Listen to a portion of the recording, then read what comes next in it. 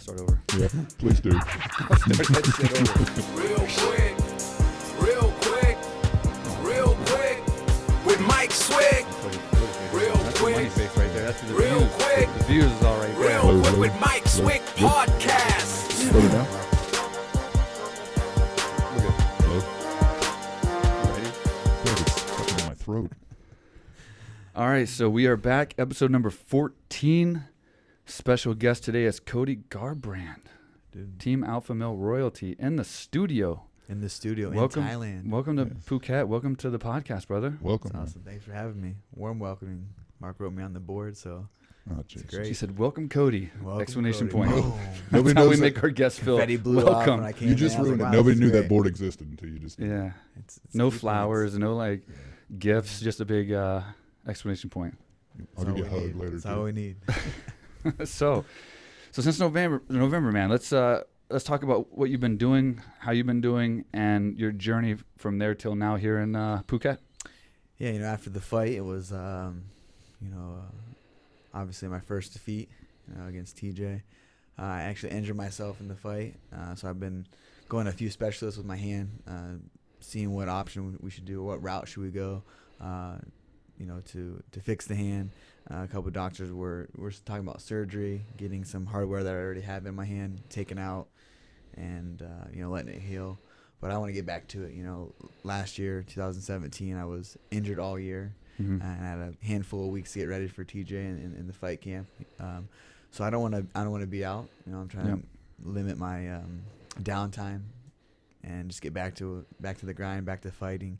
It's truly what I love to do is being there and just getting better every day, fighting. It gives me purpose and with everything in life. So that's where we're at now. Me and my wife ended up buying a house, so we're actually remodeling that. So we decided to come out to Thailand. She does every year. Yeah. Her family lives out this way in Thailand, so she usually comes to Phuket and kind of does training, gets in shape with her twins, and some of her friends come out. So it's her it's her happy place. So we've been talking about coming out here for years now, ever since we first met. I wasn't able to last year. I fought Cruz, so Yep. she came out for 5-6 weeks while I was training Yeah. camp, and she came back when we finished it. So this is my first trip out here. It's been amazing thus far. I gotta do the Thai culture, come up and see a lot of the gyms. Gotta come see your gym, work with the brothers. Yeah, The Thai brothers. Yeah, so that was great. I'm just kind of just getting back to it. I'm hungry to get back in there, and obviously fix the hand first. But this was a good vacation where I was able to kind of just go off, kind of be free, train, get back to the grind. My wife here, and something that we've always wanted to do is come to Thailand together. So it's been a great 2 weeks so far. We have another 2 more weeks out here. Just taking full advantage of it. Yeah, man, and it doesn't seem like you're injured at all because you have been nothing but training since you got here. Like, you're a savage, man. Like, you got off the plane and it's just been one place to another, one training session to another. Yeah, it's crazy, man. My You're wife's just like, obsessed. yeah, I am. It's like I said, And having hard that- training. having that year off of just kind of like year of frustration. You know what I mean? You have 17 fights in the UFC. 15. 15. Yep. So you've had so many fight camps and and dealing with injuries and Yeah. How many you have you get to had? the fights. I think I've had 7 now. 7 UFC fights. Yeah, over Fun half. fact, too, your wife has been coming to Thailand ever since we started AKA Thailand. Wow. And they were her and her friends were some of the first that came to AKA Thailand. And your wife's twin is actually on our front of our website. Yeah, I saw that. She gave us yeah. permission to put her on the website when she was here training with her friends 3 years ago or something like that. At least. Yeah. So she's one of the main girls on our Alright. website. So that's kind of cool. And we've That's been cool. asking about you coming for like 3 years now. So it's really cool that you finally made it and that you came out here and saw what we have. It's great. Like I said, the facility is amazing. Team Alpha Male, they actually have a new facility coming out here. Seeing that being, blessed with that, being able to train at, such nice places and to come out here in paradise Yeah. and going and seeing your facility was like mind blowing. It was like, wow, he took me and showed me everything that he has going on, and it's great. It's something, as I said, it's motivating. I told you a couple days ago, was going on there was motivating. Because there's life outside of fighting. Yeah.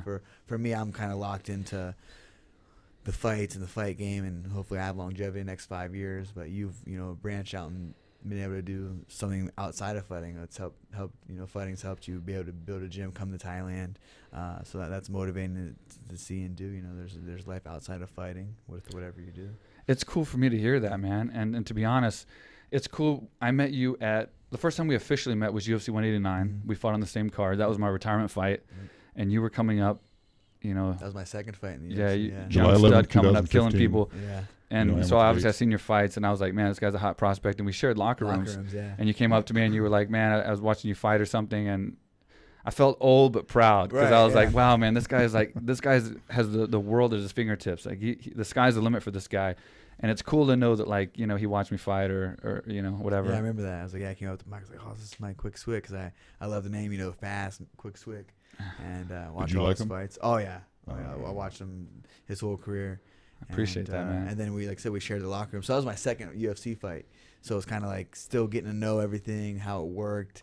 You know, still like a kid in headlights, like deer in headlights, kind of like almost how, you know, how big it is doing the media and everything that goes into UFC with just the fight, you know. Yeah. So it was cool to share. That was the first time Reebok came in too. So we had our own little locker rooms. Had Mike Swick, Cody Garbrandt. It was awesome, huh? Yeah. So it was like actually, you know, legit. You know, the first one we were just all bunched in this locker It room. was a cool, like, together. bro feeling in there, Yeah, it dude. was Because like, we were all, oh, like, yeah. looking at our names on the locker rooms and our clothes with Yeah, our it felt custom like you're back in Reebok. high school, like football. You Yeah. know, like your jersey's hanging up there. Like, all right. And you got, you know. Well, that's the veteran first time I ever had quarterback those Swick in the names in the corner. locker room. Yeah, it was Yeah, the they had first it. time Reebok took over. Well, I know Reebok, but I didn't know if. Yeah. So how'd you know which locker was yours? Had your name blasted on it. No, your- before. Yeah. Well, I mean, you just Just pick one. you didn't really have a They had locker. little We didn't have a tables, I locker. We just think. had like Yeah. I think we a all chair, shared, a yeah, couple like- chairs and mats. Merit, right. yeah, and then we kind of just shared. You just waited for him to your other, you know, guy to warm up. Then you took the mats, and your team took the mats. And it was cool because, like, one of us won that night. I mean, I don't want to spoil it for everybody, but, like, one of us actually won that night, so it was really cool, right? Yeah, it was It's, great. you know, 1 out of 1's not bad, so That's not- hey, I was we- there that was too. pretty cool. I was there. But that was a McGregor, and then that's when Yep. Mendez fought, you know, stepped up on short notice and fought McGregor. So that was it was a great card, man. I mean, just that weigh-ins alone. The photo of the weigh-ins where I was weighing in is still on my Facebook because it was just a sea of people. Oh yeah. Like, it was a monstrous sea of Should we people. put that picture up right now? It's crazy. Now we might put it up right Yeah, now. I know. Yeah, I know that's your it's favorite possible. photo. That But was great, yeah, it was that a crazy. Just the weigh-ins were the amazing. energy at weigh-ins was like wow. Yeah. I remember Dana coming And you back coming up, that doing- must have been exciting. Yeah, oh yeah, because the first one, I mean, the first one was great too. I fought John Jones, Comier, the first card, the first Okay. fight. So that was, you know, a big card as well, and be able to go back to back big cards like that early on in my UFC career was awesome. Like I said, that the weigh-ins was like, wow, this is great. And This is professional, huh? All right. Edit that out a little closer. Yeah. Almost just we stay. cool. And yeah, so that the energy was great there, and like I said, that was a big card. Yeah, it was fun. awesome, man. And then, of course, I mean, it means a lot. Not only that, but then coming here now and saying what you've said and seeing the gym, and it's cool, man. Yeah. I look up to you, and you know, your fights have been amazing, man. So I'm a huge fan of yours. That Dominic Cruz fight was fucking crazy, and then all your fights, man, you just go for it, dude. Yeah. You're that animal, that savage animal, and that's kind of like what I was when I was where I was trying to be when Oh, I was yeah. coming up, man. I wanted to go out there and Put go hands sword on for someone, sword, and right. like one of us die. That was Yep. it. And you're that same type, except you just win every time, almost every time. Almost every time, yeah. Almost every Yeah, time. though.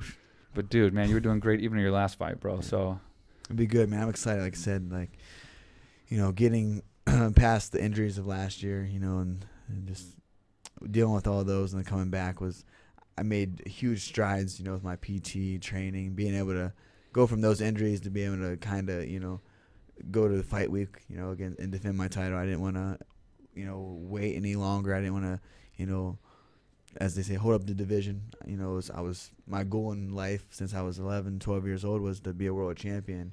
And I think that's everybody. I mean, a lot of people can get to the world title. It's what you do with the world title. Right. You know, it's what you do. You defend it. And I was, you know, tired of being on the sidelines, and I just wanted to fight. And like I said, truly, that's my passion. That's something I've always known was fighting.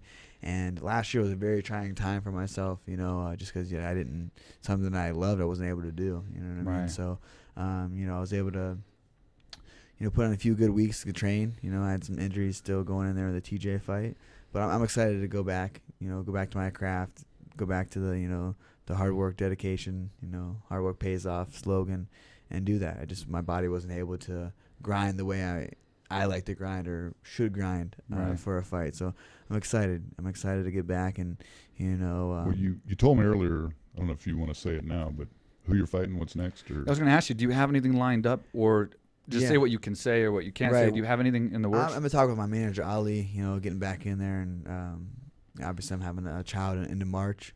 I kind of want to adjust to that. Obviously, got to see how with my hand, how extensive what we have to do to make 100% to get in there. But I would like to probably fight in May. Mhm. So that's something. We tossed around some names, so we'll probably come back with that. With I have to talk to Sean and Dana and see what they want to do. But definitely is TJ. Definitely want that rematch with TJ, but he's gonna evade as much as he can and go in the media and say whatever he wants to say. I saw a couple little clips, that he's already talking some shit, so that's fine. Let him talk, and I'll work my way back up, whatever I have to do. But I wouldn't give myself a rematch either. I saw one clip. It was, I'm gonna have a long way back, or something like that. I'm gonna have a long way back. This and that. It's like, it's crazy for him to say that. You know what I mean? Like I don't deserve a rematch right away.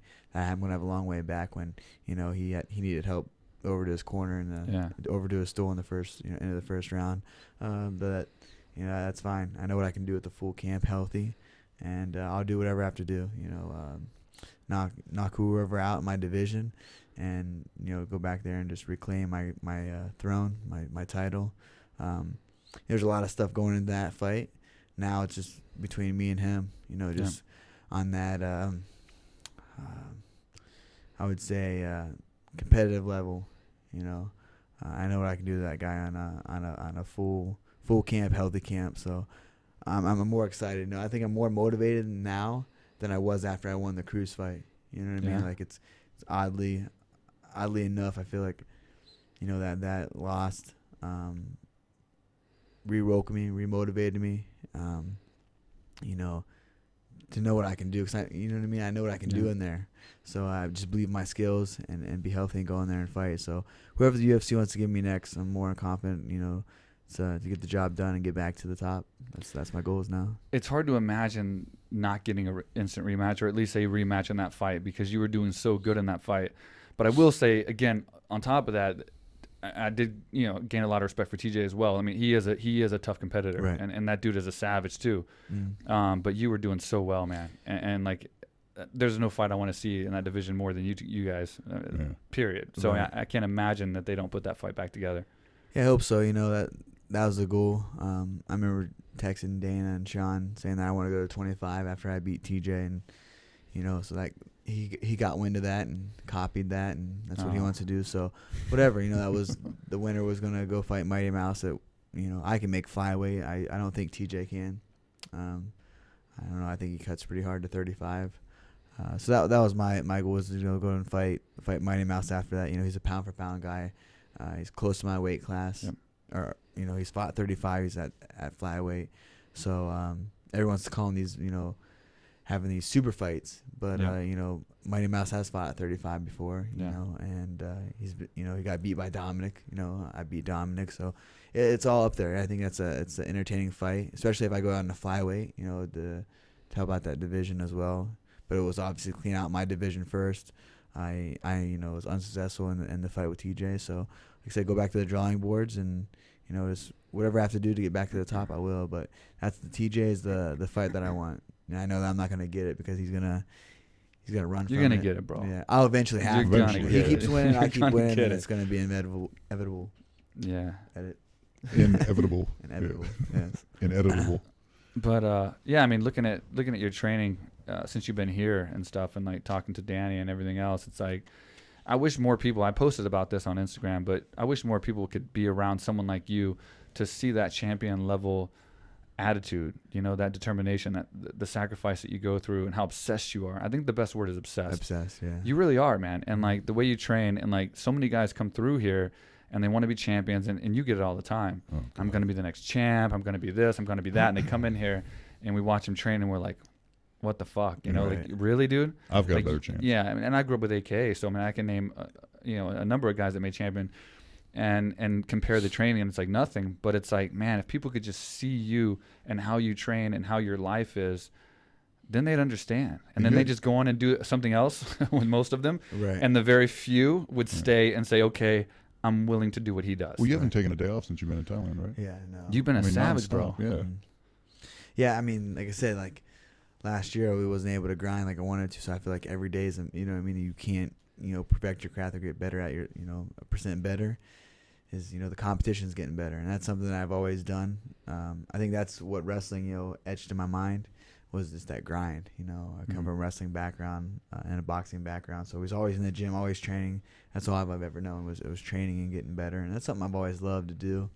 But like I said, obsessed. You got to become obsessed with it. Something that you love, because, you know, you got all these young, hungry fighters that are, you know, were like me, you know, are climbing to the top. You know, they're hungry. They want a piece of that, you know, piece of that gold. And I've tasted it, and I didn't get to really enjoy it. You know what I mean, with the injury and everything. So now I feel, like I said earlier in the podcast, I feel free.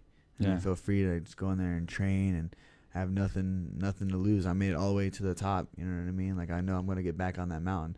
And that's the one thing I think I go into those fights too with the mentality of what does it come with a win?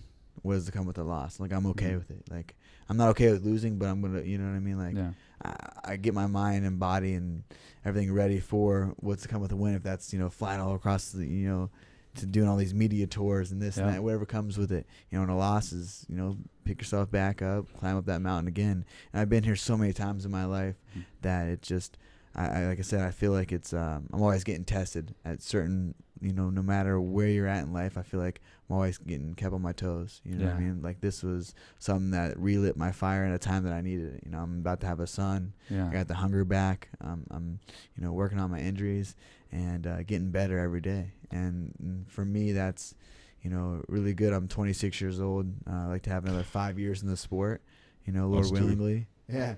And then get out of there. So, like I said, I took this losses. You know, obviously it was, losing sucks. I mean, you know, being competitive, it sucks. But I think in this sport, you have to have just a, you know, a short memory.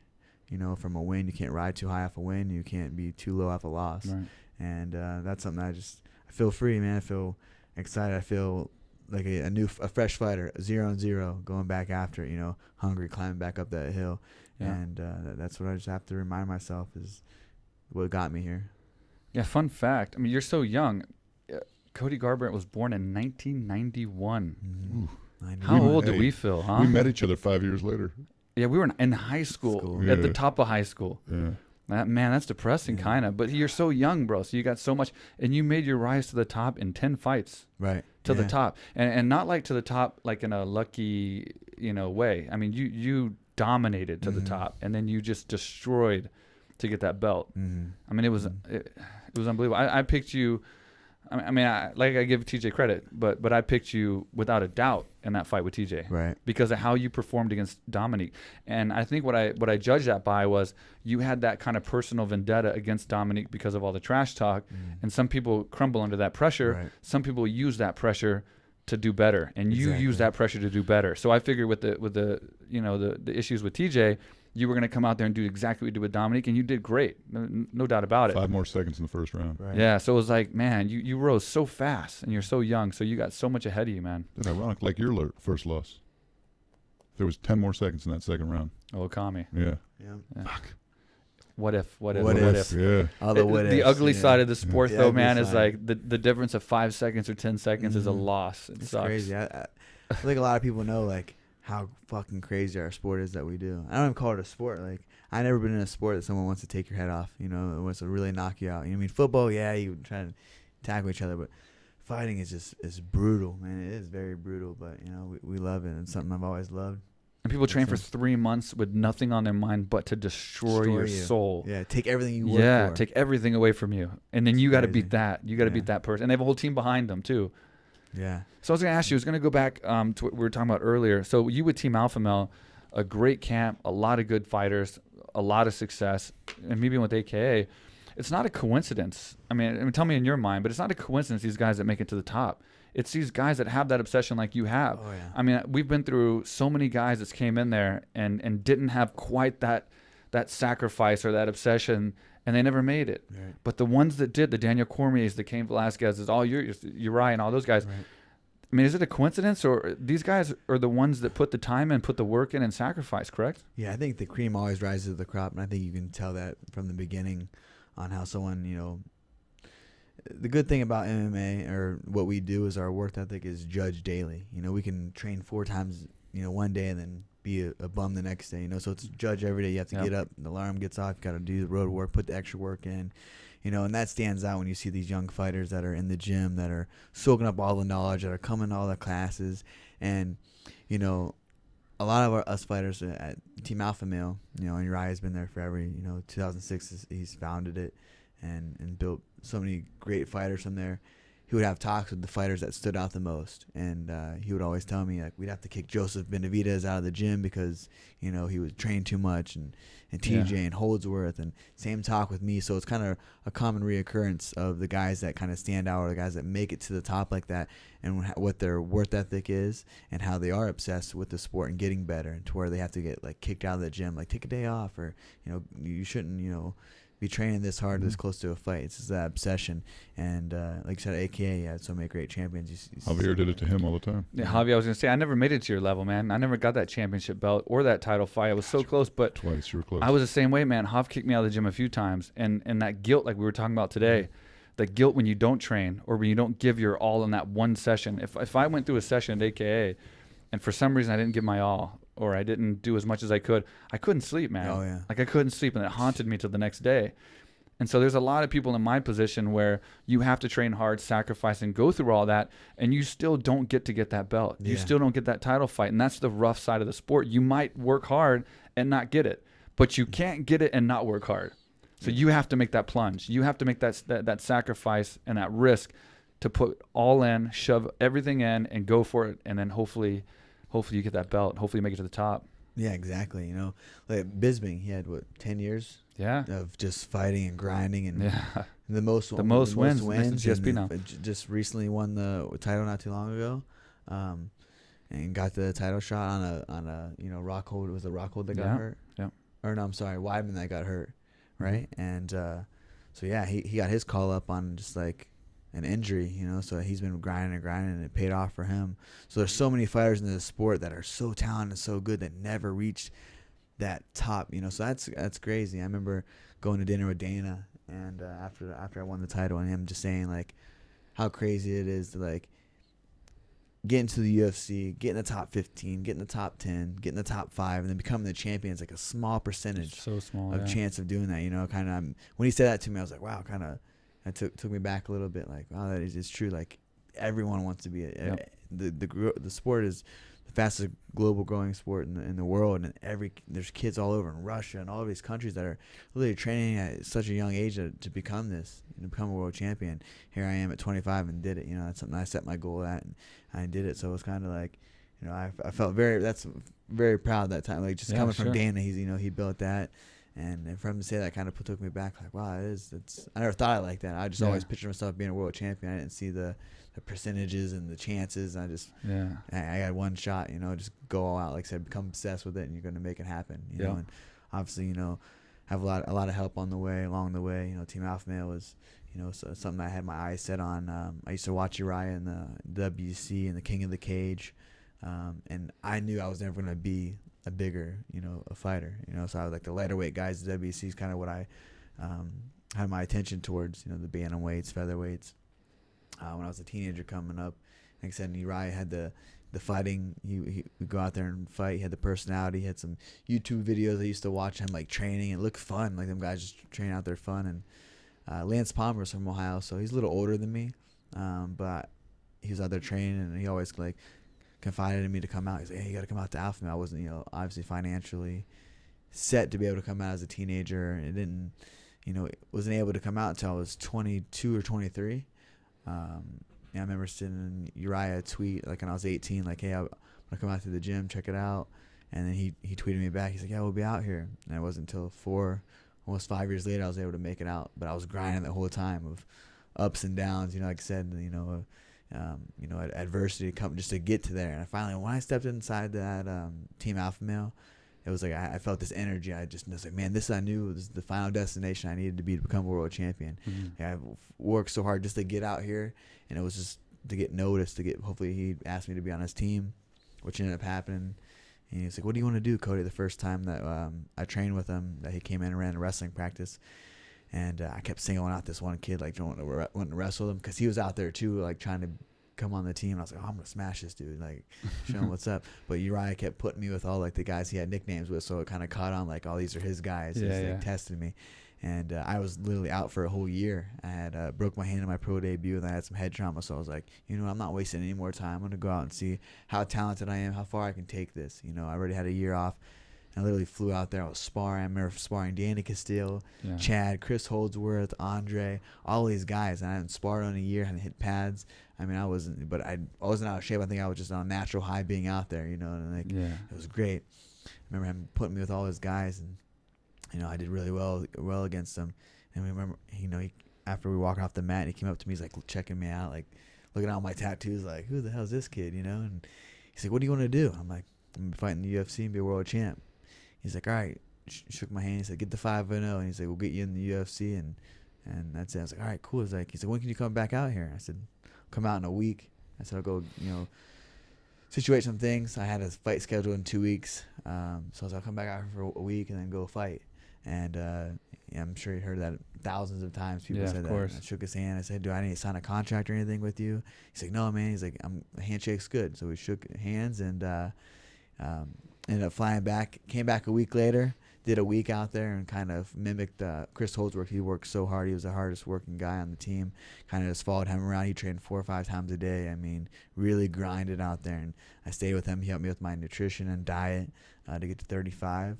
Ended up fighting my second pro fight. Knocked the guy out in the first round. Called Faber. Said, "Hey, I knocked him out. I'm saving my money up. Coming back out in a week." Had my next opponent out. Stayed out there for 4 weeks. Came back. So I kept doing that until I was 5-0. And then after I got to 5-0, I got a tweet from Sean Selby in a DM. He's asking me who my manager was. And sure as shit, we got to 5-0. We got in the UFC. Nice. Yeah, so that was great. So you not only got onto Team Alpha Male, but also the UFC with a tweet. Is that true? Yeah, I got to 5-0. I knocked out, like I said, I had a year layoff, and I had 4 fights back to back to back.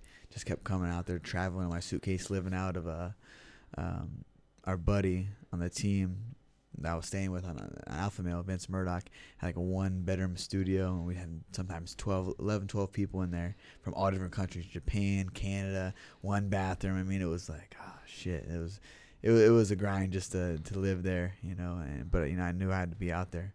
Money was scarce. I was saving all my money for my fights. I was still fighting for, I think, $500, $1,000 at the time. And I got to 5-0, and that's when Sean, DM'd me on Twitter and asked me who my manager was. And like I said, didn't have a manager. I was just getting fights myself. I remember, me and Uriah shook hands, and that was it, and told me to get to 5-0. I got to 5-0, did my part. So I remember once he tweeted me, I called Uriah and said, "Hey, Sean sent me up, asked me who my manager is." I sound like a fucking dumbass because I don't have a manager, and I don't remember what we said. I was trying to explain we shook hands, so you were basically my acting manager. And with his management team, after we got that settled, and I fought UFC 182 against Marcus Bridge. Was my debut. So yeah. And changing the subject a little bit, but you mentioned Danny's pregnant. Obviously, we know we've been here with her. But so what's that like, man? Becoming a father and knowing you have a baby on the way, and how is that changing anything in your life and career? Man, that's for me. It's all exciting. I'm kind of a creature of habit, like I was telling him on the way here, that I kind of do the same shit, eat the same food, train this. It's the same thing. I'm just really mundane.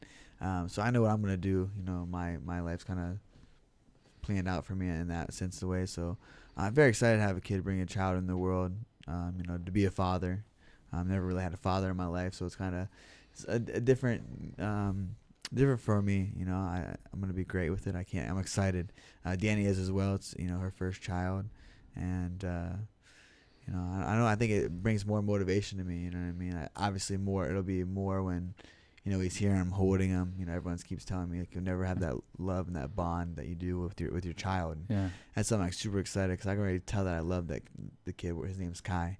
I love Kai. Every time that he moves my wife's stomach, she's like, "Grab me your hand, I'm asleep," and she's like, "Where's my hand over there?" And like he's just kicking, and I'm listening to him, And it's great, you know. It's been a learning experience. You know, women are so tough, what they have to go Yeah. through in the pregnancy. But yeah, I'm excited. I think that's going to bring only added motivation to a already motivated fighter and myself.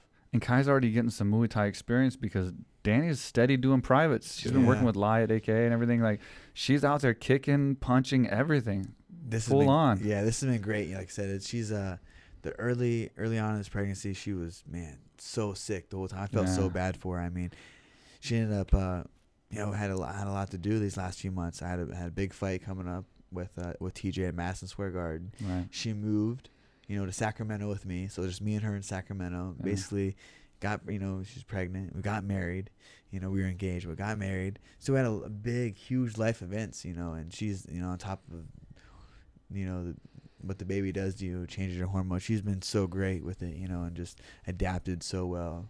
I'm super proud of her. But like I said, I love seeing how happy she's out here. This is truly her happy place, and this is she loves it. Loves it out here, loves it, and I can see why. It's like you get the best of both worlds. You get the vacation and you get the training. So it's like for me, like this is my first vacation I ever took. But it doesn't feel like vacation. It feels like I'm still training, and that's something that lets my mind at ease. Like if I don't train a couple days or a day, like we talked earlier, kind of almost feel guilty. You don't feel like you're doing what you're supposed to do on this earth. But yeah, so it's been great being out here, be able to, like I said, you took us to the monkeys today. That was cool. How was that, man? I'm not gonna lie. Crazy amount of monkeys everywhere. I was like, I gotta take these guys. Yeah. Hey, be honest, how scary is it when they grab your leg? Man, I got startled a few times. You jumped a few times. I got startled. Big tough UFC fighter. And it was like sensual little grabs on his leg, and it was the little ones. The hell out. Human hands, the little ones. It's not right, man. Well, the alpha male, Mike, he was punked out alpha male the whole time. So he was like, I'm standing by this guy feeding the whole time. But this guy would latch onto those little monkeys right by him. He was mean, had him bleeding and stuff, and so he'd ral them all up. So I'm like head on a swivel, like monkeys are coming out everywhere, flying out of the trees on the power lines, like grabbing your leg. I'm like getting ready to, Danny's like hugging me. So I'm like trying to get some space in case I have to like fight off some monkeys or something.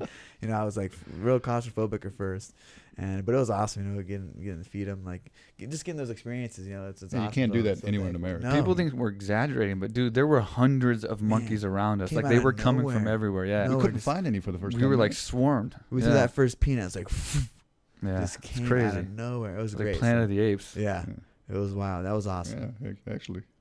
So vacation's going great. Just like I said, going back to Danny and the pregnancy, it's just great to see how happy she is out here. We flew her father in. He's a character. Yeah, he's awesome.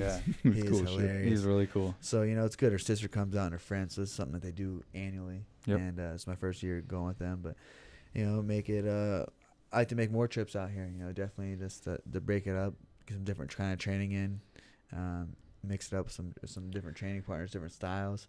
I have everything I need at Team Alpha Male. Just need to find a Muay Thai coach. That'd be something that would be really nice. I think something people don't realize is there's a different mindset here. Mm-hmm. This culture is such a fight culture. So when you come here and you're hanging out with the Muay Thai trainers and their kids, and like you're going to the Muay Thai fights with the kids fighting and stuff, it's like since they're kids on up, it's like this fight culture that kind of I don't know if it's just like humbling or it's just motivational, but it's something completely different than the environment in America or any other place. Yeah, I mean they fight here. They're fighters. They're almost that's their lifestyle. Like, all right, you're gonna go in here. We're gonna go to send you to the gyms, and you got those little kids in there. I was watching some of the kids that were training, and they were doing sit-ups, and they kept messing with each other, like kicking each other in the stomach while they're doing sit-ups. And like one was a little kid, he was getting picked on by the bigger one, but he was tough. He was rowdy. He kept coming back for more, and it was great to see just that. That passion at an early age, and then we'll see. We're gonna go Tuesday to the fights. Yeah, I'm excited. Yeah, so we got some guys fighting. That'll be awesome. Yeah, always kids, women, and obviously men.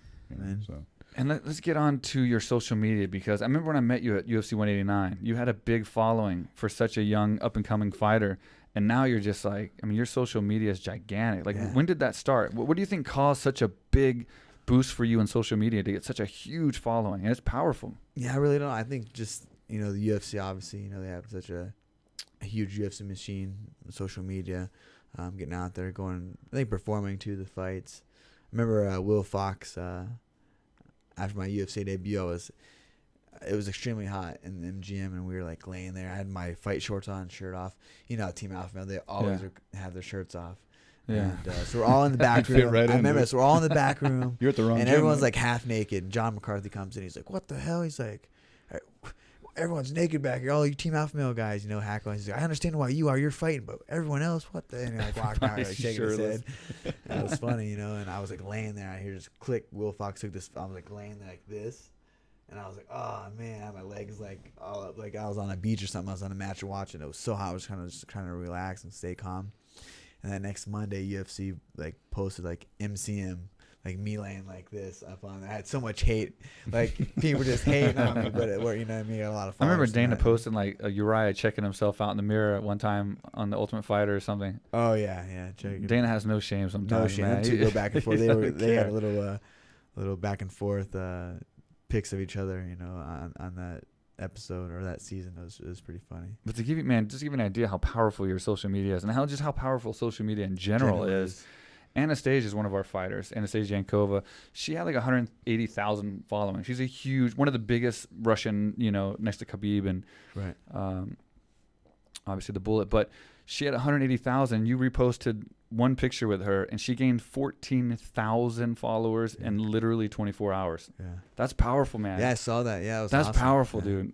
Holy shit. It was great. Yeah. That's crazy. I had a bunch of her like hers when she reposted like I was all Russian. You know, you don't understand. I'm like, all right, thanks. Yeah, she's It got the was big bad Russian what she was demographic. saying. Yeah. Yeah, don't translate. Yeah, don't translate. I won't hit the translate button Talking at the shit. bottom. Yeah. No, that was good. You know, going and grappling with her, and she got a very bright future. You know, definitely in good hands with you guys out here at AKA Thailand. Excited to see her career progress. And speaking of also your social media, so you recently posted a picture with Jean-Claude Van Damme. So what happened there? Because you didn't say much about it, but you're training with a legend, the guy that we grew up watching in kickboxer and blood sport. So what was that like? Sport than kickboxer.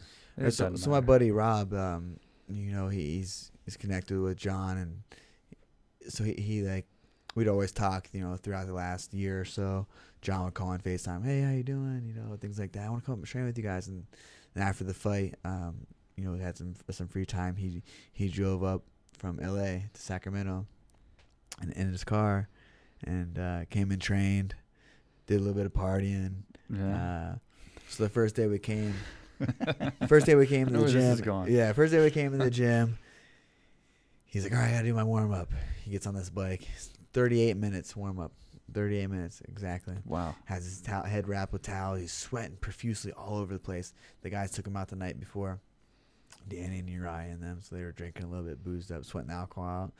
And we get in the cage, and he's like, okay, after 38 minutes, I'm warmed up. I'm like, all right, let's go. You know, what are we working on? And first of all, he takes me, and he literally stretches me for like 40 minutes, like insanely stretches me. I'm not flexible at all. Like I'm like not in practice when I get going, I am, but not like just to sit there and stretch. We're going against the cage, and he's having me like do these. I mean, I'm like, just literally 6 days out from my fight. So I'm like all tight, you know, I haven't been doing nothing. First workout really. And then, and he's just sweating all over the place. I had Chris Holdsworth in there with me. And he's like showing the stretches on Chris.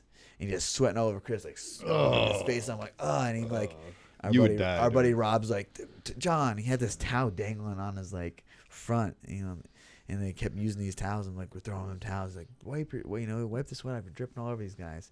And I'm just like sitting there like, oh shit, this is gross, you know, like give this guy a towel. And then he would go in and show the stretches on me, and then Chris would stretch me, and John would help me stretch. And it was like in these weird positions, like literally, I'm not flexible. So it's like, all right, this is what we're doing. We're stretching, you know, some warm up for some kicks. So, you know, like I said, 40 minutes of that goes by. I'm like looking at Rob. I'm like, damn, man, my hips are hurting. Like I'm sore from the stretching already. Finally, he starts, you know, showing some kicks with Chris, but he's going back all over the place. He's going to stretching, the kicks, back to this, you know. He just got really excited, you know. You could tell he was very excited to show his knowledge, share his knowledge with me. And I was very thankful as well. You know, and they started showing kicks on Chris, and he threw this fucking fast-ass kick, like, came up, and I don't know what it's called. It's like the one he always does. I'm not a kickboxer, man. It's like he brings his heel up and brings it down, like Like a hook kick kind of. Hook kind of, yeah, kind of. Yeah. And Chris is like, whoa, you know what I mean? Like, blocked it. He was like, oh, shit, like, I better keep my guard up, you know? I was like, damn, he threw that at Chris's head, you know, like fast, like without even warning, you know. And then he's like, oh, he like saw it, and then he started like messing with him, toe stabbing him, toe stabbed Chris like 3 or 4 times. Where Chris was like, like drilling him with toe stab. I'm like shaking my. You see, there's one video. I'm like shaking my head, like, oh shit, like I'm glad he's not doing that to me. Finally, he's like, all right, I want to show you this kick. We're doing like kind of like a variation of a teep and like twisting at the end. And so I do like 3 or 4 times on him. He's like, oh, okay, nice, okay. I put it down, and then like I got in this like stance, like fight stance, and like I saw in his eyes, he's like, oh, like you want to go, like you know what I mean, like like it was all weird. I was like, what, like, and I'm like, I was up back against the cage. I was like, so he started playing with me, like acting like he was like gonna throw some kicks, and he started throwing hands, like slapping at me, and I was like, what the hell?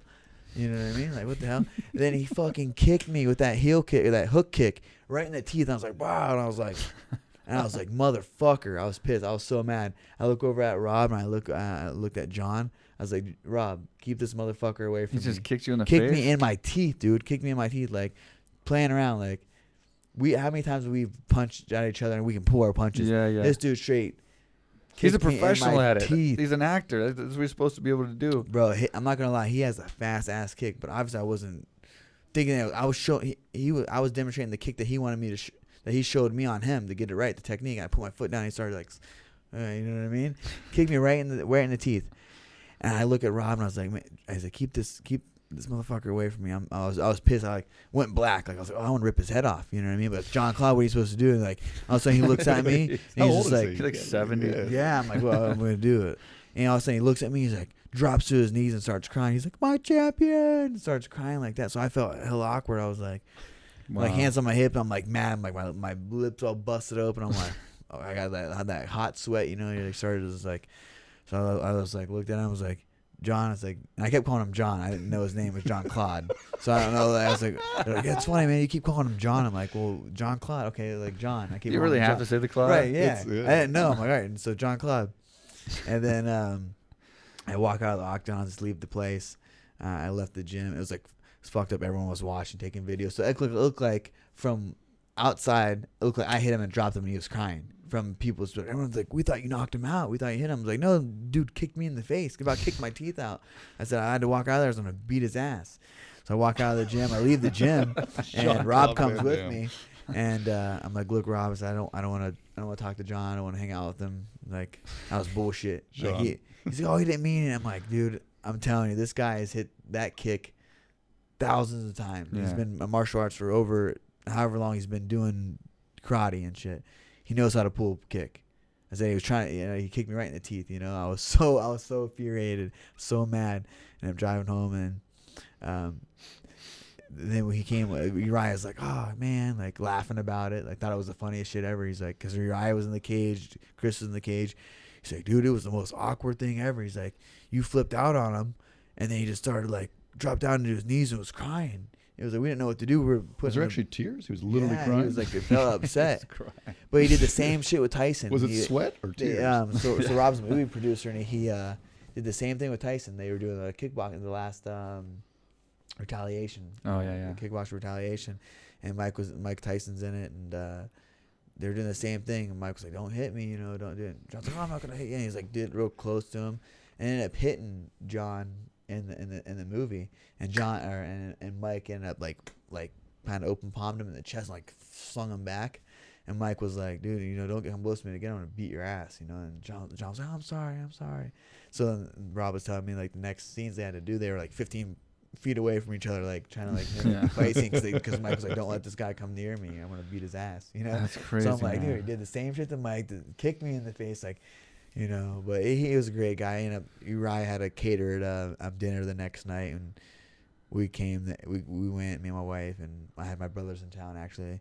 So we went, and John came in. He was apologizing, and I was like, whatever, you know, it's all right. But I was so mad at that time that he almost kicked my teeth out. So I think he should be our next guest. Jean-Claude. See how, yeah. He didn't make you call him JCVD? JCVD. He didn't. I did after that. I was like, man, maybe he kicked me. Then I started thinking, like, man, why did he kick me in the mouth like that? Was it because I was calling him John? Then I was pissed. I'm like, this guy did that shit on purpose. I was probably calling him John. Because he would correct me after. He's like, Jean-Claude. Yeah. I didn't. I guess I didn't. I didn't catch it. I'm like, oh, okay. I'm like, keep saying Jean-Claude. I'm like, all right, cool, man. Like, all right, John, good shit. I was even. It was. I didn't know. It was funny. So yeah. So we come in here. Like I said, this is the guy that we looked up to. A lot of us, started martial arts because of him and his movies and his action. This guy comes in and shows me stuff, stretches me for an hour, then about kicks my teeth out. You know what I mean? Yeah. So it was like, fuck, okay, that's the first time meeting John. This is cool. Are you ever gonna watch another movie with him in it again? Yeah, oh yeah, he's got a new one out. It's John. He plays himself. Jean-Claude Van Johnson. What acting range? I don't know. He was telling me about it. It sounded pretty funny. So I think it comes out pretty soon. But making up, I was like, I couldn't be mad at the guy. I've heard a lot of stories from people in the past in the Hollywood business or whatever saying that like he's pissed a lot of people off by going too hard on the stuntman. Oh, I guarantee. How many so maybe he just doesn't have LA. control, like, or something. How many people? That's what I was thinking. This is so funny. It's such a long time I've been hearing this. How many people like other actors? He's just like, oh, let me show you something. Like, boom, and he's like, or kicks, toe stabs him. You know what I mean? He did that shit to me and Mike. Like, he's fucking people up on set, guaranteed. Yeah. He's just undefeated on the streets. You've seen the videos of him in Phuket, huh? No, When you haven't Google that when you get a moment, or YouTube it. I haven't seen him. I saw he's at Dead Floyd's sober. in Phuket, right? Dead That's Floyd sober. Mayweather. He was in Oh, yeah, Comic Floyd. Con. I guess he was trying to get. He almost got in a fight with the old Power Ranger. Jean-Claude did. Oh, that would be interesting. Yeah. That'd be a YouTube video. Power Ranger. Yeah, it's on. I think it is. That's on where YouTube. where it came from. Bloodsport and No, kickboxing. Nice fighting. Children's Power Rangers. Wow. So yeah, that's my Jean-Claude Van Damme. So you almost story. beat up Jean-Claude we don't Van have Damme or one. John. as you Man, call him. yeah, I was John. so mad. Like, I literally turned black. I remember calling my wife. I'm like, I'm hella pissed about this. Like, What a weird phone call. You can't be excited. She's like, oh, you're coming home early from the gym. I was supposed to work out and how long I was going to work out. Yeah. And then it was funny. Favoring all them, like Danny Castillo and all them, and Chris, they all make fun of me because of it. Yeah. Chris like called me. He's like, dude, I should have told you, man, to keep your guard up in there. I'm like, bro, I was doing the kick on him. Why would I have to keep my guard up? Yeah. I mean, he was showing me the kick, and I was doing it on him. He literally kicked me in the face. Because he was kicking the shit out of Chris. Favorite thinks it's hilarious. That's a good story for your son, though. Yeah. Old Jean-Claude. But he's a Better great if you beat guy. his ass. Yeah, I mean. Yeah, I would have felt so bad, but I had to leave. I just looked It's at hard him. to beat a man on his knees crying, though. Right, Yeah. exactly. And he I kept was calling like, you what? champion and stuff. Yeah, and he's like, was oh, crying. Yeah, it was crazy. He felt bad. Then it is what it is. We ended up hanging out, turned into a good trip with John. He had some really good kicks. I'm not gonna lie, Jean-Claude. Yes, Jean-Claude. They kicked me again, but he had some good kicks. He had good stuff. We ended up teaching a little bit of a class to some of the Team Alpha Male guys, and just to see how great they were. Thankful they were to learn off of Jean-Claude. It made it all worth it. About getting my teeth knocked out, was seeing everyone at Team Alpha Male so excited, to work with them. I'm like, yeah, you guys loved it, huh? Yeah. I loved working with John, but no, it was great. Like I said, he has really good stuff. Yeah. He really does. So he's not like a gimmick or just a Hollywood guy. He actually has. Did you ever do that jump I didn't see spinning that. back kick? I didn't see that kick coming. You know what I mean? He was blinding me with like bedazzle hands. Though he's like this. He's like, wow. I was like, oh shit. Yeah, they don't have it on film. You did win the Kumite with that, so Yeah, I should have been prepared. Yeah, you didn't watch the movie? No. Oh man, That's crazy, man. Yeah. So, is this in your book? You got a book coming out, right? yeah, I was gonna ask you about that. definitely, Actually. So, Um, what about your book? So my book's called The Pact. It comes out May 8th. It's with HarperCollins. It's basically my life, my life story, how I was raised, coming up, with the dream of being a world champion, coming over that adversity. Then obviously meeting Maddux Maple, Yep. little boy that was in my hometown with leukemia, battling leukemia. He's in remission right now, 3.5 years. So it goes from my life story, basically, and then to where we meet him and meet this pack, and we make it to the UFC. And his dream is to, he walked me out since I think I was an amateur since I was a teenager. He's been with me. Oh, really? So yeah. way Oh, before I the didn't know that UFC. long. Yeah. See how that started during UFC? No, Oh, yeah, wow. it was. Good for you. So man. yeah, it was. Man, we met probably 18 or 19 was. Yeah, I was still an amateur. I was still doing. So you took him from your amateur career all the way to the championship Yeah, it's really crazy, man. of We UFC. we've had this just really, really great bond. You Wow.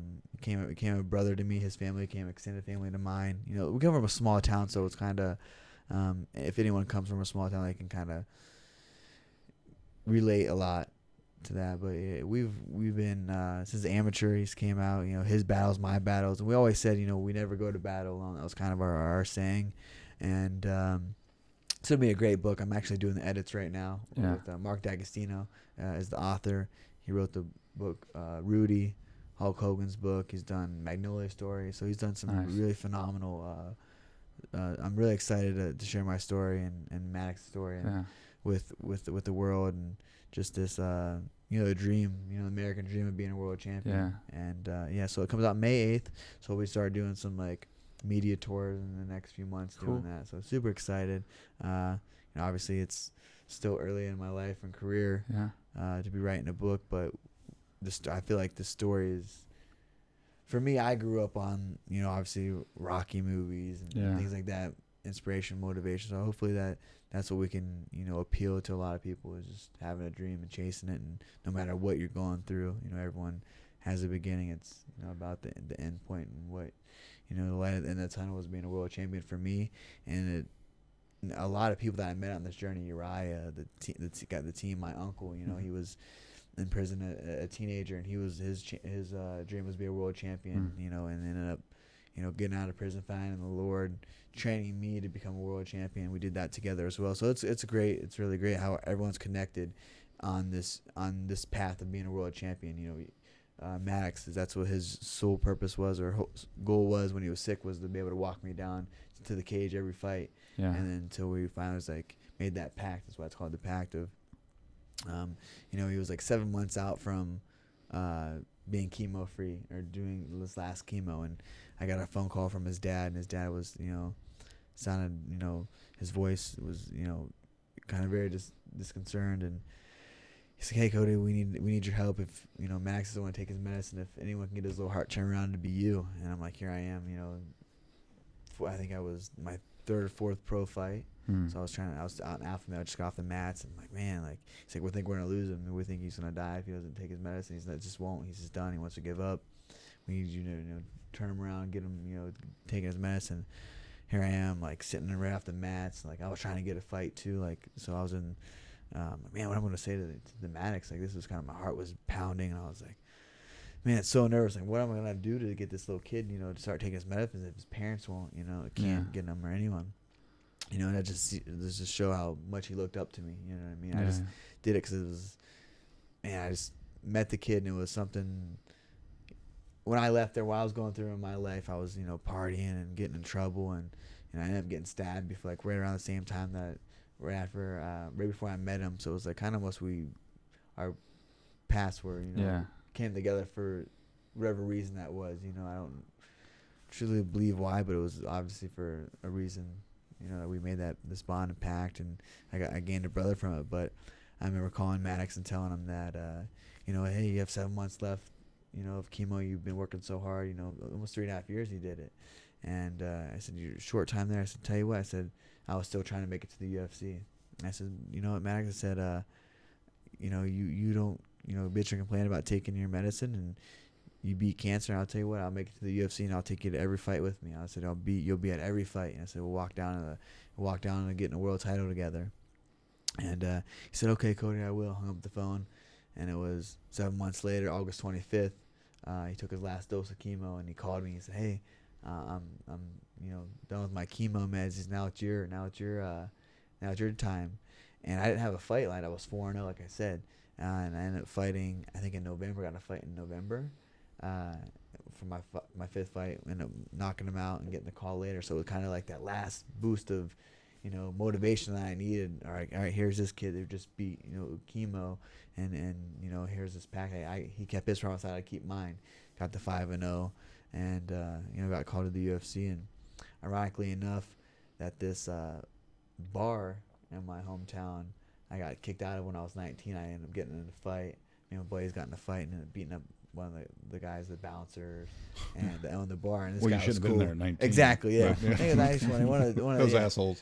So we ended up getting kicked out, and Todd Meldrum, he's actually he sponsors me, so he's ended up paying for all his family's tickets, airfare, hotel accommodation, money to spend on for the past 7 fights. All my UFC fights.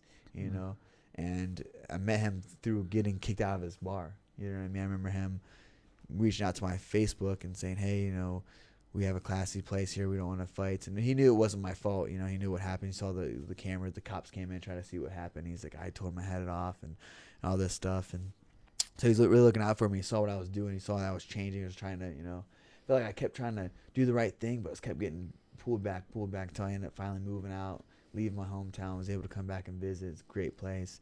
A lot of good, humble people there. But really, I had to get out of there to really chase my dreams. And he saw what I was doing, wanted to help out. And without him and his family's support, I was able to bring our dreams together, bring Maddux to every fight, and have him there with me, able to walk down to the cage. So that's a little bit about what my book's about. So I'm very excited. I don't think I was going to cry on the podcast. Shit. Yeah, man, it's crazy. It's like I said, I'm part of the story, and it's like crazy. Well, I got to be a part of it. No doubt you're going to be one hell of a father doing that for Maddux, man. That's like God, man. That's a good he's story. a great kid, man. One day, hopefully, bring him to Thailand. It'd be great. I think you might be the first book I ever purchased. All right, man. Awesome. Yeah, besides the Bible. But yeah, man, that's May 8th. May 8th. Fuck, man. That's a good story.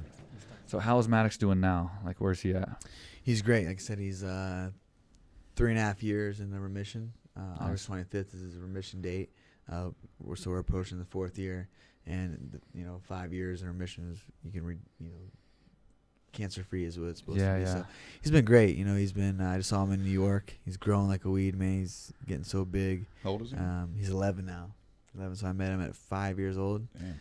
And at 5 years old, my brother actually reached out to me and said, "Hey, you hear about the Maples and what they're going through?" And I was trying to get a fight. He's like, "Hey, you should donate some of your proceeds, just make a shirt, ticket sales, because amateur, we were fighting for ticket sales. So I ended up donating all my money from ticket sales and my T-shirts to his family to take them to Disney World or whatever they wanted to do with the money. I just wanted to show that I had a good following from my hometown, from local sports, and I had a couple amateur fights already, like 5 or 6, cage, and I obviously boxed since I was 14. So I had a good following. I had a lot of people that would, come out and support and rally around, just to show that there's people that's in Maddux's corner. Like I said, he doesn't have to go to battle alone. And I had a sister around that age, so it kind of just hit home for me. If someone was able to do something like that in my hometown and help my sister out, why can't I? And like I said, it was at the time of my life that I needed that. I think that I was going down some wrong paths, and I was 1 or 2 decisions away from not being able to do this, not be able to experience this kind of life, and he came into my life at a time that I needed redirection and refocus, and I left that day that I met him. I mentioned his father Mick on Facebook and asked if I could come and do this and meet him, and so it'd be organic and stuff before, just rather than just here's some money. And I remember coming. I was living in Cleveland, training at Strong Style Fight Team. Yeah, I was about 2 hours away from my home. I came down one weekend, and kept hitting Mick up. He wasn't healthy enough to leave the hospital or have any visitors. Finally, after a couple of weeks of going back and forth on Facebook, he's like, "Hey, Maddux is healthy. He's able to see you. You can come visit him this weekend." I remember driving home and going over and seeing Maddux. He didn't say much of 2 words. Brought him some boxing gloves. He signed, and I signed for him and gave to him. And he gave me one of his Mad About Maddux shirts. It's an orange shirt that they made. And sat there for an hour or so, a little over an hour, and listened to Mick and Stephanie, his mother, tell the story, how it was and how it came about. They rushed this kid to the hospital. Thought it was a bursted appendix. And next thing you know, he's getting a port put in his chest, his first dose of chemo. He was on the fly like that. So, just how strong they were, what they had to go through. But then obviously with Maddux, he was in there just smiling the whole time. His whole life was just changed right in front of him. And I left that day just like, it was like change, challenge, and renewed, almost to be a better person, stop doing all the bullshit that I was doing, just to show that life is not granted. There's this kid 5 years old fighting for his life and the most precious time of your life, and here I am just kind of pissing my talents or, being wasted space basically. So it really ended up, getting back in the gym, training for the fight, Had the whole town come out, sold a bunch of tickets. Had the whole, it was in Cleveland. Ended up getting knocked out. Getting knocked out cold in the 3rd round, and then haven't lost since 5. It's been 5 years. So the first fight that I did for Maddux, I got knocked out. Oh, damn. Yeah, it was. This last fight was, obviously I haven't lost since then. Went on a 12-fight win streak, and been a world champion. So that fight right there led me to be a world champion. Right. Still, I was doing good in my life and doing good things, thinking good things would come, and still was another he's already tested. How bad do you want this dream? It was supposed to be my last amateur fight going pro. Had the whole town, come out, and so that was a hard pill to swallow. But I think everything happens for a reason. I was able to take some time. It took like 6 months to get refocused, and had my pro debut, and then boom, finally got pro debut. Broken hand, had brain trauma. I was out for a whole year, and then I was like, all right, this is enough. I'm going to see how well I am, how talented I am, and that's why I went test myself at Team Alpha Male, and went out there a year later, and haven't looked back. And here I am now, tested with more adversity after losing, a world But at title. the top, though, this time. At the top, yes, exactly. I look back, and that's what I said. I was so almost like I said, free, a weight lifted off my shoulders. Like, I've been here before in my life with less than I have accomplished. You know what I mean? Like, I was still a hungry kid. I remember sitting at my mom's dinner table and almost like sobbing to her, upset, like, Mom, I know this is what I'm going to do. I'm going to do this. I said, I know I am, and this is what I want to do. I said, give me till I'm 25. I'll make it. Give me till I'm 25. And this is like fresh off getting knocked out. Kind of like, what am I going to do? You know what I mean? Like, it's time to get a job or what, because everyone's like, oh, you get knocked out. You're amateur. You get, So you called the age of when you were going to win the Yes, I championship? did. Yeah, I remember sitting down with my mom. We were at this brown table because we moved a lot. And I remember always mom had this brown table. You can put the centerpiece in, make it bigger. We all had that. All had that same table. Yeah, everyone's Same family one. had that table. So I always sat down there with mom. My mom was, man, I love her. I wouldn't be here without her. And she would always, do homework there. Everything was lesson there. Get her ass beat there, dinner there. It was just we'd always sit down and talk there. And I remember sitting there like upset, like, what am I gonna do? And I said, I know what I do. I said, Mom, please believe me. Give me till I'm 25. And she said back to me, I'll never forget it. She says, Cody, I've always believed in you. Whenever you set your mind to doing, you would always do it. He's like, just do it wholeheartedly, 100%. And whatever you do, is have fun. Do it. You have one life. Just have fun doing it. And that's kind of something that I always just resonated in my mind. Just do it 100%, like you love it, and just have fun doing it. And last December 30th, 2016, I was 25 years old, defeated Cruz, won a world title. And I remember walking back and I tore my knee.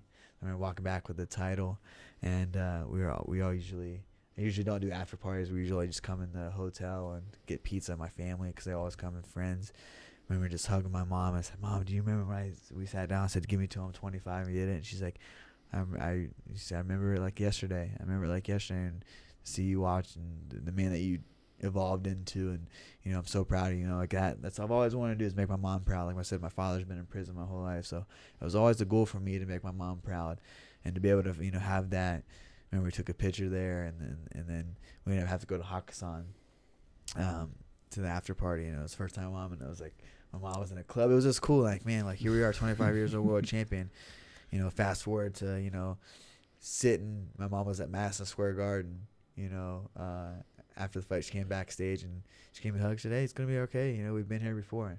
That's all I just needed. My wife was there, like, and them two right there. They gave me the biggest, heartwarming hugs and kisses, and just I knew everything's gonna be okay. Like people, some people were down about it. I'm like, why are you upset, man? Like, dude, if this is the worst thing that happens to me in my life, I live a damn good life. I lose a world title in Madison Square Garden. Like, man, like that there's nothing to be down about that, you know. And it's funny. There's a picture we all have, and me and Faber's like the only ones that are smiling because he's optimistic too, and everyone's like, oh, bummed out. And it's like, hey, like I said, it's short memory in this game, But like I said, going from 5 years what I accomplished from my loss, and how hungry and motivated it made me to become a world champion, to where the next 5 years is going to be, from this loss. I can already tell that I'm fired up from it, you know, not because I'm like, oh, fuck, I'm pissed, I'm lost. I'm like, all right, you know, okay, I woke up and here's what I have to do. You know, it's a challenge. That's why I put myself in this, for a challenge. Every day you wake up, you have to challenge yourself.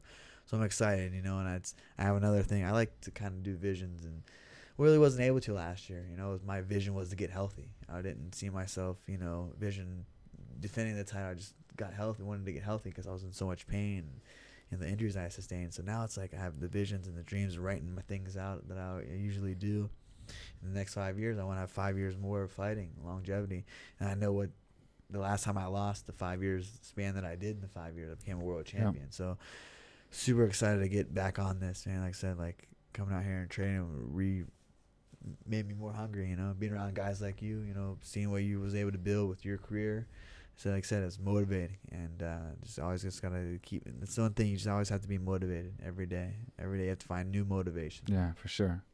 Yeah, for sure. And first I want to say, finding out now that this Maddux situation stemmed so far in the past, I'm so curious, and I want to see your book. I want to read it, because like I thought this was something that happened during UFC, and it was kind of like because you're in the UFC and they reached out to you or something, and then you just helped them out, kind of thing. But the fact that you were helping this kid as an amateur, the story, what a great story, man. Yeah, so first of all, I just want to say I'll read that book, man, because that sounds like an incredible story. And for you to make it to the championship with him and everything, wow. I mean, you guys both did it. Yeah, we got Soas, we got Marks. Yeah, definitely. This one will be serious. Let's send some signed copies out or hand deliver them. But like I said, like it was crazy. Everyone's going that I met in these last 5 years, I kind of negated myself from the people that I shouldn't be hanging out with. You know what I mean? Got myself around like-minded, positive people that were on the same path of, you know, to be great, to be world champions. You know, my coaching staff, Uriah, you know, my family, my uncle, Maddux's all dream was to be a world champion. And that night was one of the most rewarding nights, not because I just had a masterclass performance against one of the most dominant, you know, bantamweights in the world, in Dominic Cruz. It was being able to have that rewarding feeling of giving, you know, giving my goal. I reached my goal, but there were so many people standing behind me.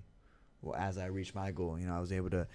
Dana White strapped the belt on my waist. That's something that was the light at the end of the tunnel. It's something I always, whatever I was at, either I was in dark times or good times, I always had that vision. Yeah. And I kept that vision, and that was awesome to be able to do. And then I was able to take it off and give it to Maddux.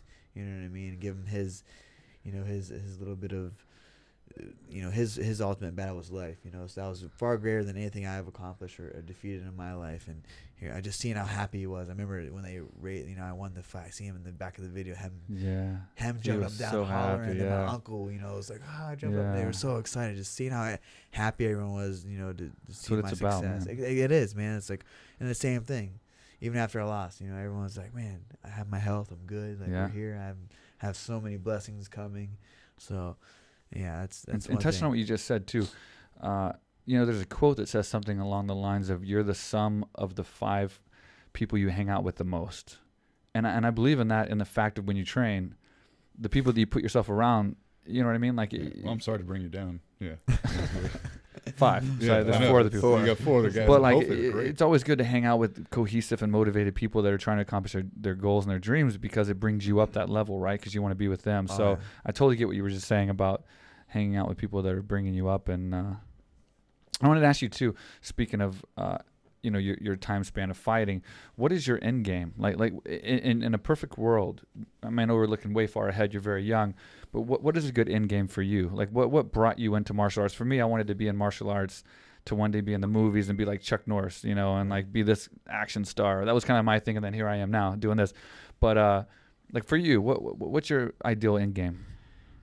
My ideal end game was, you know, I think I've pictured myself being a world champion, that I kind of solely focus on that dream for so many years, that until, you know, I really met, you know, Rob, and I mean, like, what do you want to do outside? I mean, he does, you know, he's a producer, so obviously, you know, doing some movies, had some opportunities that I've turned down, obviously, some fighting. I want to get into that, you know, venture off maybe some business ventures, you know, do other things, you know, like so you're gonna do all the cool shit I wanted to do. Exactly, yeah, all the cool shit. A couple, man. Yeah, I'll live vicariously through you then when I'm watching all these cool movies with you killing everybody and decent gym, you know, yeah, it's breaking awesome. People's arms over your shoulder. Do something like that, yeah. I mean, Sadly, we can't fight forever. You know, Right. we talked You're about right. that earlier. You just when that day comes, I'm going to have something that I'm going to be passionate about. I know I'll be able to switch over to that. You know what it is. It's, you know, maybe it's a gym. I don't know. But right now, these next 5 years, I really just want to give it my all, and fighting and focus on that. I don't want to really have any. Obviously, set myself up to be right with my money, be smart. Yeah. I have good people around me. I have a good team. So many people blow it, man. Exactly. And the crazy thing is, when I first started getting like on that rise to the top, and started getting high in the rankings and winning fights, you feel invincible, right? Like you feel like you're just gonna keep winning fights and make all this money. Right. And then I got injured or lost a fight or whatever, and it just ended. Yeah. Like it ended so fast. Like so fast. So you have to prepare for that. You have to make good investments and be smart with your money when you have it. Yeah, exactly. You know, I won the fight with Dominic, and got paid nice money. But that doesn't last. You know what I mean? No. I was out a whole year, and it was like, fuck, like I got. It's good for that moment. Yeah, it's good You for that start moment. projecting Like, 5, 10 'cause years when from now. It ain't I gonna. was a poor kid, coming up in the ranks. I went from unranked to world champion in the same year. I was literally, when I met my, now wife, I remember taking her out to dinner, and like Dave Chappelle, and like, oh shit, my zone, you know what I mean? I'm gonna have the money, like, Let's you share don't an want ice ice cream, cream. yeah. Go past the bum, I'm like, oh, mind if I do? Takes him out of the bar, So I was like, to where I was at. I remember going to the Almeida fight, man. I had like $50 in my bank account. You know what I mean? I'm main eventing against I'm sorry, what was his name? Thomas Almeida. And it was Memorial Day, of almost 2 years ago. So I'm like, but I knew like these opportunities, like I gotta take most of them. It's like I know I go out there and perform, knock out Almeida, it's gonna change. You know what I mean? That was my first big breakthrough. You know what I mean? Was knocking him out, and I remember I got the $50,000 bonus. That's a nice feeling, huh? I was like, oh man, that was awesome. I did blow one of those. Did you? I went and bought an E350 Nice. for the DeMarcus fight. Yeah. So that was the one crazy spin I had. You But got 80 for that though, right? You didn't get 50, you got 80, right? Back then it was 80. I don't remember, but I got some more bonus. But I do, because you made but that me was hold the- it and look at it. when I was tying my shoes or something. Yeah. But that was the one bad spin. But other than that, I was real conservative with my money and did Badass business. car, though. That is a bad. It was nice to walk in that dealership though, coming up from Texas, small town country boy, living on a yeah. farm, to walk into a Mercedes dealership and buy an E350. I'll tell you, that was nice. For sure, yeah. I love Mercedes too. So, yeah, that's great. Like I said, getting the first, just going from there, to where it was at. Like the money, like you said, never motivated me. Like I was Right. motivated by like being a world champion. Everything else comes by. I never even dreamt of half the stuff that I've done, or that the world title has brought me. You know what I mean? Like, I remember Dana called me one time. He's like, "Hey, how's it feel?" He's like, I'm like, "Oh, it's cool, man." Yeah. He's like, "People noticing you?" I'm like, yeah, a little bit, cool. He's like, yeah. He's like, having that belt is like having the key to the fucking world. You know what I mean? Yeah. He's like, I'm excited for and what we can do. He's a and cool guy. yeah, he's a great He guy. loves yeah. that, what you Yeah. just said, because, man, he was there when I beat Loazo, and that was a co-main event, and Loazo had just fought for the title, so it was my first big test, Right. And I won that fight, but I didn't finish. It was my first non-finish in my UFC career or whatever. I was kind of down about that, but it was a great fight, and he came in, and he was just so excited to see me excited, and then he handed me a check, and he's like, "Here, open it up," and I was like, "Okay," so I opened it up, and I looked at the amount, and I was like, "Fuck." Decent? Yeah, he's like, "How do you feel?" He goes, "Keep doing what you're doing, kid." He was just so happy to see me happy. Right. And then he walked out, and I was just like, fuck. It's crazy. It was great. Yeah, I remember just some of the little things. Like, I remember Lorenzo was still at the UFC. He brought Anthony Kiedis back. At UFC 189. He used to come That to was pretty AKA a cool. lot. Yeah, that was awesome. Like, oh shit, man! Like, he used to jam out. This Yeah. guy like motivated me in my workouts, man. Like, Yeah. this is awesome. He came in, man. I mean, just little things like that. Huge You just fan. never would think about. But yeah, well, I've got a few of those little bonuses. Those are always nice when you don't think. You get the little the what was it called, the mailbox money that comes Yeah. in. It's like, yeah, we got the mailbox money. See, he used to hand them to you. Yeah. So then they come in the mail later, and later on. But at the beginning, back when I fought Loazo, he would come in and he'd hand them to you. Ah, that's it. He'd just pull me in the bathroom or pull me somewhere, and then he would just hand it to the fighters personally. And it just meant a little bit more, right? Because it was Yeah. instant for Right. one, and you didn't count on it for two, Yeah. and for three, it wasn't a bad amount. You know what I mean? When you, it wasn't a bad amount. So it was a good feeling, man. Who has recognized you that you didn't think would know who Oh, knew who you celebrities. were. Let's talk about Yeah. that for just Like a quick second. celebrity that you're like, I can't believe this guy knows my name. Man, what was great was before the fight, Tom Hardy and his stunt double Oof. came up. They're filming the new Venom movie in Atlanta, Georgia. So they were filming all night and flew up to New York a couple hours later and hung out with them the day of the fight. It was real cool just getting to know those guys. Kind of kept my mind off the fight. It was just relaxing. Super humble, great guy, Yeah. man. Like he kept telling me how thankful he was to be there. He's like, cool, "Fucking hit the man. lottery, man. Like this is great. We get to we got to come back, watch me in the pre-fight warm-up before I walked out to the cage." He actually had we had his photographer too, Greg Williams, world-renowned photographer, come from the UK and did a lot of photography and some videos. So it's great to have that content. But man, it was that's one of my favorite actors. I've always Great watched actor. all his movies, Phenomenal. Warriors. But such a great dude. We still talk, to That's this day, cool, man. And it was like one of those things like, when you meet one of the people, like you're just gonna be boys no matter what. Like it's always Yeah. just keeping contact with them. So yeah, that was awesome. What's a he's bigger such milestone, meeting him or being on this podcast? This podcast is awesome, man. Like I could go all night. We have been damn near. Yeah. It's cool though, man. That's a good feeling, man. It's cool, man. When and there's that mutual respect where like you're known for fighting and he's an actor, but you're just so Worlds both. I think you're collide, both right? shocked at each other. I mean, he was probably just excited to meet you as you were for him. But it's like Yeah, and then you're like watching him on TV. I'm like, oh wow, for this is Tom sure. And Hardy. they mean his stunt devil, and they were showing us some clips and what they just different different worlds, but at the highest level. He's Yeah. at the highest level in his acting. I was at the highest level in the world. A champ, and then his stunt devil. Like this is what all goes into it. So it's like it's awesome to see his obsession with acting and his career, and then Yeah. kind of just reach out. I think everyone at that high level has somewhat, and then we keep going back to this word of being obsessed. Yeah. I think that's what it's going back to. You have to be obsessed with something that you love, and obviously have the passion and the heart and the courage to chase all of it. Bottom, I'm going to put it on the podcast. Word of the day is obsessed. Yeah. Obsessed. If you're That's not what we're gonna call obsessed, Not obsessed. then quit fuck wasting your you. time chasing whatever the dream is you're chasing. You have to be obsessed, Yeah. guys, because there's True. 1,000 other people that's trying to do what you're doing that aren't obsessed. He's got Yeah. the Or sorry, same, that are obsessed. And so you got to have a little bit of Same luck, in, a little bit of opportunity, but 100% obsessed. He's got the Yeah. same mentality I like as that. Khabib. Yeah, So- Khabib said the same thing. Notice. So Nice, yeah. going on that, let's break down a couple of fights and we'll let you go, man. I know it's getting late here. So I'll say the first one. I know you want to break down the second one real fast. break it down. A couple of fights from the breakdown that's coming up. Oh, upcoming Khabib fights, and sorry. Barboza. What is your take on that fight, and how do you see that going? I honestly think Khabib will win that fight. I think he's just too dominant of a grappler. Barboza is good. I think that if he lets Barboza start getting away in the beginning, starts out striking him, getting comfortable on his feet, then Barboza can catch you with some. Yeah, he of has course. some nasty kicks, hands. He's fast, knees. Yep. I think just Khabib, if he stays in the pocket and doesn't let crowds him, kind of like fights him in his crotch a little bit, short boxing, dirty boxing almost, and Yeah. get him in the clinch, take him down. If you let Barboza stay long, use his jab and get his kicks going, then it's gonna be a long night for him. But I think Khabib was definitely going to just be able to take him down and kind of control him on the ground.